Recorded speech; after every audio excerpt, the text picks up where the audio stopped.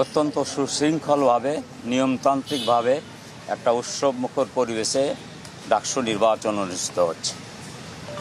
কিছু জায়গায় কেন্দ্র কিছু অসুবিধা আছে, যেমন দীর্ঘ লাইন, মেয়েদেরকে দাঁড়িয়ে থাকতে হচ্ছে অনেকক্ষণ, রোদ গরম বৃষ্টি। এরপরেও খুবই আনন্দময় পরিবেশে শিক্ষার্থীরা ভোটদান করছে।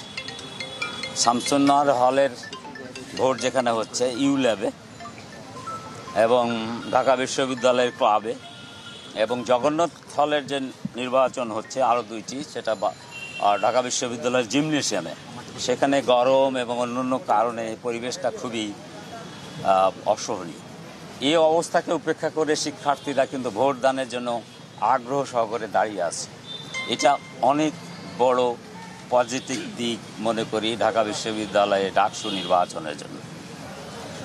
আমাদের শিক্ষকরা, অফিসারগণ অত্যন্ত ধৈর্য সহকারে একটা নিয়মতান্ত্রিকভাবে ভোট গ্রহণ করছেন এবং খুবই আশাব্যঞ্জক বা উৎসাহব্যঞ্জক যে আমাদের মেয়ে শিক্ষার্থীরা দীর্ঘ লাইনে রোদ্রে দাঁড়িয়ে 1 ঘন্টা অপেক্ষা করে বুথে যেতে পারছে, তারপরেও তাদের মধ্যে কোনো বিরক্তি নেই। দু একজনের কাছে আমি জিজ্ঞেস করেছি, তারা বলছে আমরা জীবনে প্রথম ভোটদান করছি। এটি আমাদের জন্য অনেক বড় দিক। এগুলো এই নির্বাচনকে মনে হয় একটা খুব স্মরণীয় করে রাখবে বলে আমার ধারণা। কিছু কিছু জায়গা আছে যারা নিয়ম বহির্ভূতভাবে কেন্দ্রে ঢুকে যাচ্ছে। কয়েকজনকে আমরা দেখলাম যে আমাদের প্রক্রিয়াল টিম এবং অন্য যারা আছেন তারা বের করে দিচ্ছে। এই যে পর্যবেক্ষক কার্ড, এগুলো কেউ 2-1টা ভিন্ন ব্যবহার করে ঢুকে যাওয়ার চেষ্টা করছে।